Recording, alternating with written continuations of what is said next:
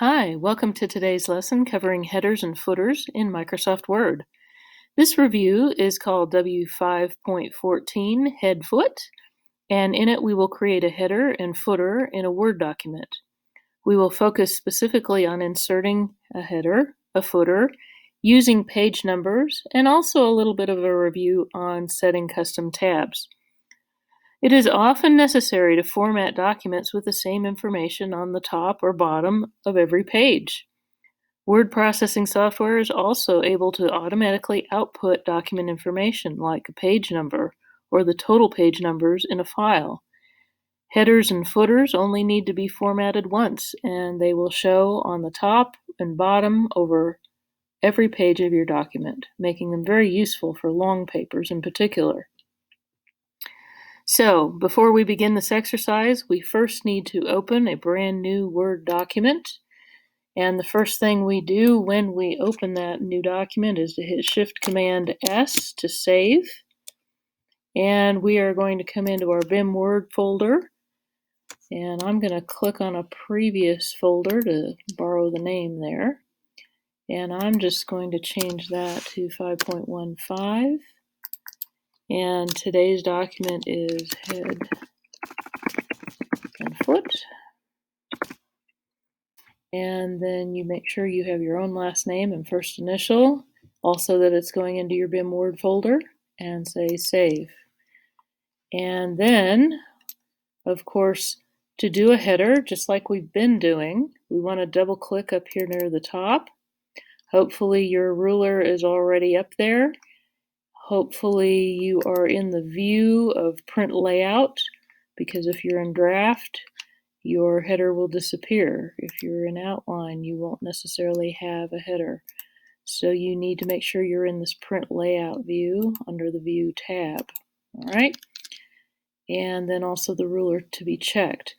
So once you get up here into the header, we double click along the top edge of the page. We want to put in our 4 lines of information. And if you want to pause this audio at any time, you can do so. Put in whatever period number you're in. I'm just going to use number 1 for right now. I have the date, and this has the generic name for the file, so I'm just going to come in here and hit delete, and then type file name, all one word, press enter. Now notice that that file name shortcut only happens in the header and footer. If I were to double click down here into the body of the document and type file name, it doesn't work. It only works in the header and the footer. So let's return to our directions for just a moment here, and we've already created the new document. I've already gone through making the header here that we're normally doing. It reminds you to make sure that your ruler is showing. And then the next steps are back in the main part of the document. So please notice that when you're in the header or footer, the text there becomes darker. And then when you return to the other part, you see now that is lighter, and these letters will be the darker ones. Once again, I'm in the header. If I come up here, now you see this is muted. And when I come down here, it's black again. So you want to double check and say, okay, where am I? So that you don't end up putting your whole document in the header, or you put the header in the main document. So once you're down here in the main document, we want to go ahead and change our font. It says to marker felt 14 point. You could go down here and scroll through all the names, or you can just come up into this field and start typing marker, and it will show up. And then instead of 12 point, we want to make sure this is at 14 point, and then we're good to go. They do want us to set the following custom tabs: 1, 3, and 5 inches. The one at 1 inch is left, the 3 inches at center, and the 5 inches is right aligned. So once again, I'm going to demonstrate a shortcut that you can use. You know your first tab is at 1 inch. And your tabs, you can scroll through them here. This is left, center, right, a decimal tab, and then it starts over again. You do not have to take anything with you. You don't drag this. You certainly don't mess with your margin markers here. You just take your plain old cursor and you move and just touch on the number 1, and boom, you have a tab stop at the 1-inch mark, which is what you need. Typically, we have gone through and used the line and paragraph spacing icon and just gone down to the bottom of each one, and that brings us our tab dialog box. There is a quicker way. Once you have one tab setting up here, you can double click on that arrow and it will bring up that tab setting. It's real quick, real easy. So I'm going to click on this 1-inch mark. It is on the left. Then I'm going to come in and I'm going to put that 3-inch marker there, and it needs to be center. So I touch the center button here and say add. Then I'm going to come in and I'm going to put a 5, and that one has to be right aligned, as you see down here. I'll touch add again.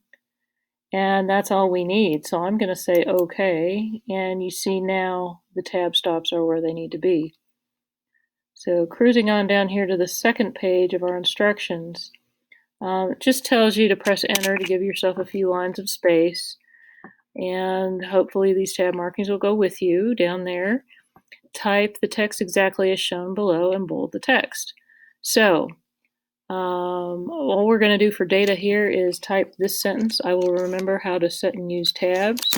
I will remember how to set and use tabs. Put a colon in there. Let's press enter twice to give ourselves some room. And at this point, we're going to use these tab stops that we set.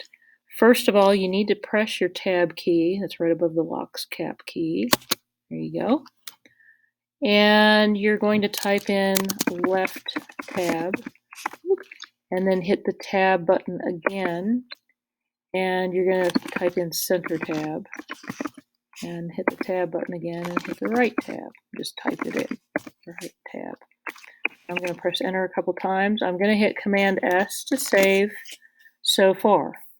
Remember to hit Command S every so often, because sometimes when you're closing a document, it may not save properly and then you've lost all your work and you need to redo it again. So go back through, make sure you always hit Command S after you do anything, a few lines or a few functions, and that way you're keeping up with it. All right, once again, notice in here it says a header is at the top of the page and a footer is at the bottom of the page. And when in a header or footer, another tab called header and footer will appear at the top.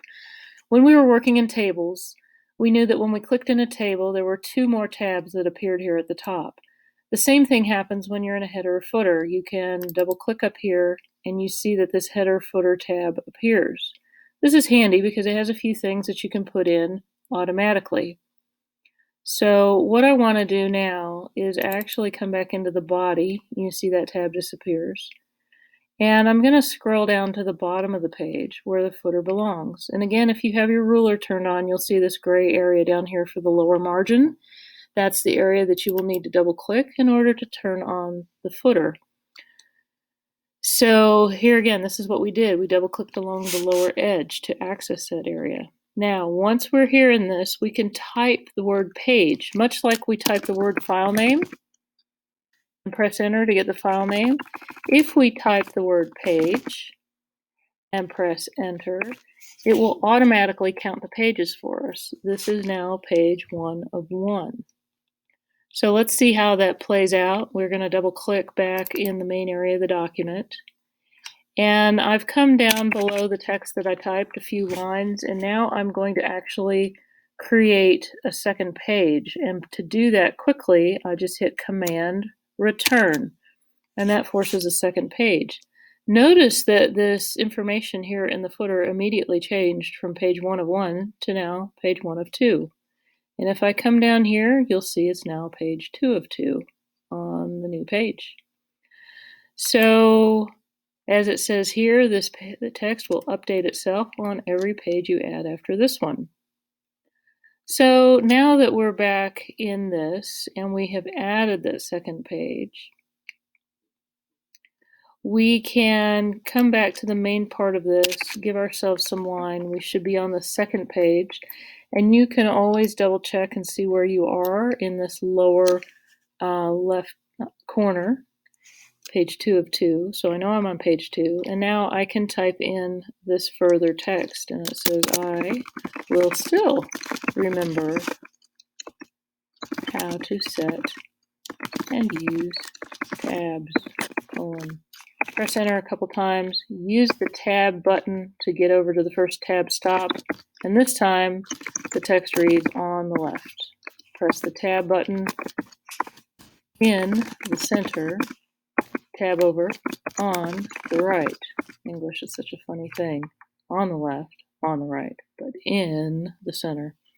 Okay, so once we've done that, I'm going to hit Command S again to save. And I'm just going to go back through and proofread this and make sure everything's spelled correctly. Remember, if there is a red line of some kind under a word, that indicates that it's misspelled. And if you're not using the spell check, you can at least right-click or two-finger tap, and it will give you some ideas of what the word might be or should be. In this case, I'm just going to use center again. So that's some quick ways that you can proofread and spell check. So once again, you'd hit Command S to save, Command W to close this assignment, and then make sure that you have it uploaded to the assignment post on Google Classroom. Thank you so much for listening, and I will see you in class.